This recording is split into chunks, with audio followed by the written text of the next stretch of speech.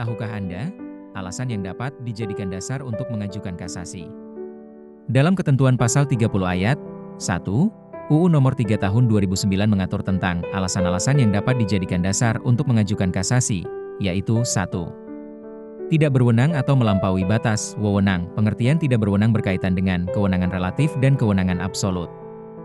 Jadi apabila Judes Facti, PN dan PT telah mengadili perkara perdata tersebut seolah-olah merupakan kewenangannya, yang mana sebenarnya bukan merupakan kewenangannya. 2. Salah menerapkan atau melanggar hukum yang berlaku. Salah menerapkan ketentuan hukum formal atau hukum acara ataupun hukum materialnya, yang mana kesalahan tersebut dapat dilihat pada penerapan hukum yang berlaku. Sedangkan pengertian melanggar hukum dapat diartikan sebagai salah dalam penerapan hukum yang berlaku atau salah dan tidak sesuai serta bertentangan dari ketentuan yang seharusnya yang ditetapkan oleh undang-undang. 3. Lalai memenuhi syarat-syarat yang diwajibkan oleh peraturan perundang-undangan yang mengancam kelalaian itu dengan batalnya putusan yang bersangkutan. Kelalaian dalam memenuhi persyaratan formalitas, maka berakibat kebatalan formal, formelle nietigate atau formelle nullitate. Menurut Soedirjo berpendapat bahwa persyaratan formalitas, yang tidak dipenuhi oleh hakim dalam melakukan tugas peradilan merupakan alasan bagi MA untuk menyatakan batalnya perbuatan hakim tersebut.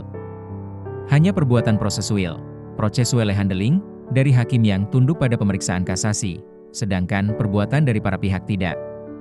Apabila batalnya putusan atau perbuatan hakim sebagai akibat kelalaian yang ditentukan oleh UU, maka terdapat kebatalan formal.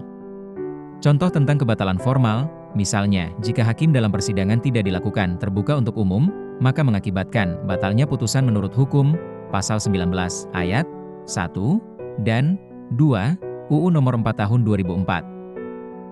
Demikian pula putusan hakim yang sah dan mempunyai kekuatan hukum apabila putusan tersebut diucapkan dalam sidang yang terbuka untuk umum dan jika tidak dilakukan, demikian berakibat akan batalnya putusan tersebut, Pasal 20 UU Nomor 4 Tahun 2004 dan Putusan Mahkamah Agung Nomor 334 KSIP 1972 tanggal 4 Oktober 1972.